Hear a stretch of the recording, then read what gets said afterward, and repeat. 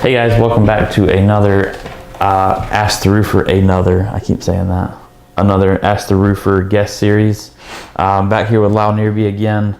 I want to talk today about something we have in common as addicts. We deal indirectly with addicts a lot. You deal directly in addicts. We've talked many times about attic ventilation. Make sure you have the proper ventilation. For us, it's because age of the shingles. If you don't ventilate your shingle roofing, and this is specific to asphalt roofing, if you don't ventilate it, it ages out quickly and it fails. Right. So there's that aspect of it. It also helps control the temperature of your house, which is an indirect from our system. It protects the shingles, gets them to their full life, but it also helps control the temperature in your attic, which helps control your temperature in your house. Right. That's our side of it. What do you deal with in attics typically? Because it kind of overlaps a little bit. It does, and whereas you're dealing with the heat of the shingles on top, we deal with the heat in the attic. Yep. Attics can get up to about 160 degrees. Yes, I'm well aware. They're very hot. And again, if you have your HVAC system running through your attic where your air handler is, you've got 70-degree air blowing through your ductwork, surrounded by 160-degree heat. If there's moisture in there, it's gonna condensate. Yep. Condensation then will create more moisture, which again has the opportunity to create mold, which you usually never see because how often are you in your attic? Not to mention that Christmas time when we pull the tree down. Exactly. Christmas time, or birthdays when you're hiding presents up there, or whatever, or you hear a noise. Yeah. Or you see a brown spot on the ceiling. So one of the things that we worry about with the ventilation is just keeping that airflow going through to your attic, and then doing what you can do to relieve that heat. Gotcha. So relieving the heat, are you talking about like ventilation systems, or just depends on the house? Or ventilation systems, if there's properly installed ridge vents, or properly installed, soffit vents, and the soffit vents aren't plugged up by insulation, or whatever else, or if there's too much contents in the attic where you can't get proper airflow, like your Christmas tree or Christmas decorations or baby furniture, whatever you have up there. We do have a system where we can help alleviate that. Pull that air out. Yeah, because if your soffit vent and your ridge vent, they're working in tandem. Your colder air, the ground the hot air, heat rises. Hot air will go out your ridge vent that creates suction that pulls that colder air in through, and it keeps pulling that. If, like you said, the soffit vents are open and there's enough square feet of vintage, or venting rather, vintage, and there's matching cubic inches worth of vent on the top.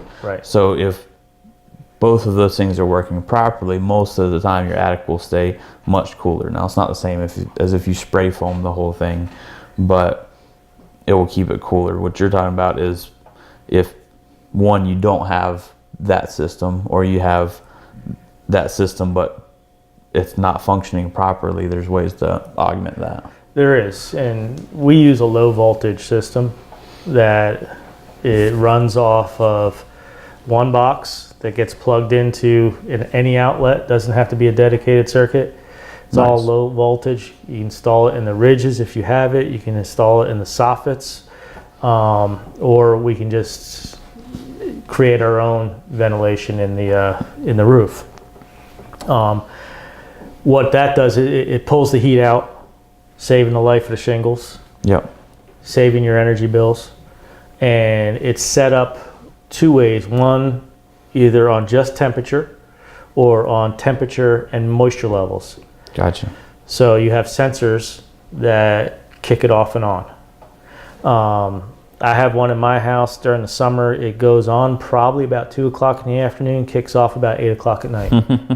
I have it set at 90 degrees. So anytime my attic gets above 90 degrees, it turns on and pulls all that hot air out.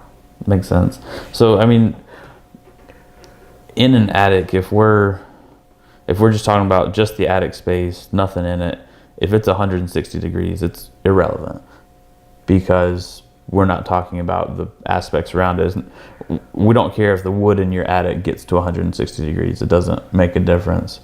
What on our side, we're worried about the underside of the shingles getting heated and then they bake. On your side, it's where the cold air is running through ducts, and the cold hitting the hot is creating condensation, which creates mold, which creates a huge issue. So it's the only reason to do this isn't just to keep your attic cool. It's because of the fringe effects that and the outliers. You know, with your HVAC system, if you have a system set up where you are creating mold in your attic and your air handlers in there, those things aren't hermetically sealed.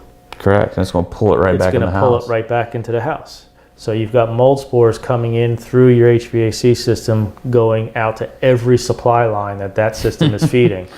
You know, and then again, you have also, with the humidity issues, we see this all the time. With the condensation is going to end up at the metal boot at the sheetrock, where the register is, and then the sheetrock starts getting wet, and then the mold spreads out through the sheetrock. So if you have black around your register, that's because your attic isn't properly ventilated. And once you get to that point, the repair of all that, you're talking thousands and thousands of dollars. If you're repairing ductwork and repairing sheetrock and repairing paint. We can clean the wood. Hopefully it hasn't gotten so bad that the mold's eating the wood that's now rot. I'm talking about once it gets to that point where it's damaging the sheetrock, damaging the wood. Then we've got to cut sheetrock out. That's a huge... then you've got aesthetic issues as well that you've got to... You know, if you're repairing around the boot, you've got to find a sheetrock company that does that, and then most likely you have to paint the whole ceiling. The whole ceiling's got to be painted, you know, and that's a couple $1,000s or whatever. And so a little bit of maintenance and maintaining the temperature of the attic could prevent thousands of dollars of work. And it'll make your HVAC contractor very happy, because they're dealing in it when the summer and your HVAC needs maintenance. They're not going into a 160 degree attic, they're going into a 90 degree attic. Which is a world of difference. It is. So too, and some people, they don't know this stuff, so they watch the video, they go check out their attic, and they have these issues. The sooner you catch it, I mean, if you're not already seeing all the signs on the inside, the fixes for it aren't outrageously expensive to mitigate what's there, get the ventilation in there. To be preventative, it's not outrageously expensive. However, if you wait too long and it's no longer preventative and there's an actual issue, the longer you wait, then it becomes and just like anything else, the longer you wait, it's going to cost more money. For us, if you do a pipe boots are our weakest link, more or less.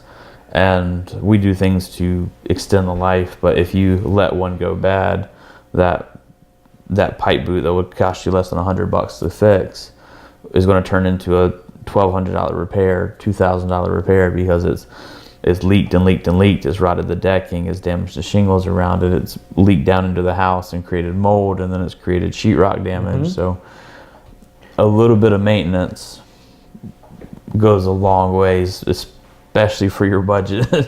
It does, and you know, it's pretty simple. You mentioned it in previous videos that you do a yearly inspection. All you gotta do is once a year, twice a year, maybe when you set the clocks back and forward. I don't know, maybe that's a good way to remember it, is go walk around your house, go in the areas you normally don't go in. Go in your attic, peek in the crawl space. If you have rooms of your house that are rarely used, go there, maybe move, look behind a bookcase, make sure nothing's hiding back there or no moisture's getting in there, because you know, unfortunately, like we said, if you wait too long, it's going to end up costing more money. And that's not just relevant to your industry and my industry.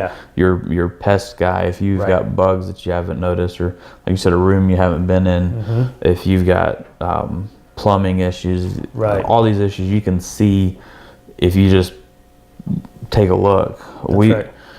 Our maintenance, we push for roof maintenance once a year, but to clean all the debris and stuff off twice a year, spring and fall. because those will create issues. But if you're up there, either you've paid someone to get up there and do it, or you're up there and doing it.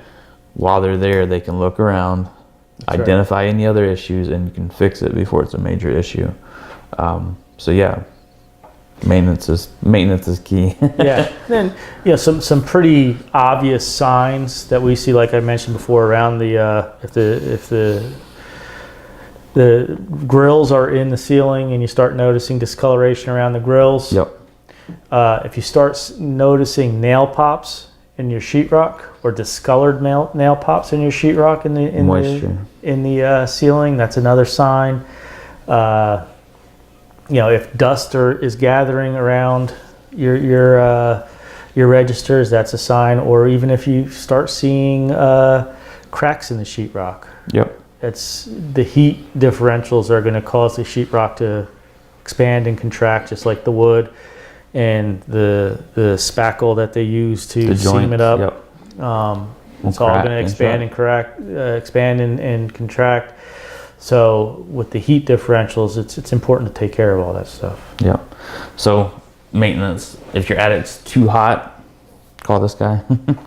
If your ventilation system's not working or non-existent, there's definitely ways to fix it, and it needs to be fixed before it creates a bigger issue. Well, thanks again for being with us. Hey, thanks for having me. And we'll get together and do this again soon. And if you have any questions about roofing, anything like that, leave it in the comments, reach out to me. If you have any questions about Lyle's industry, about air quality, especially about air quality, reach out to him or leave it in the comments, and we'll be happy to answer them. Thanks for watching another episode of our Ask the Roofer video series. If you like the content, please like, share, or subscribe here on Facebook or on our YouTube channel, whichever way you prefer to see it. And if you have questions, we'd love to get your input, see what you want to learn about, and do our best to help explain those things to you.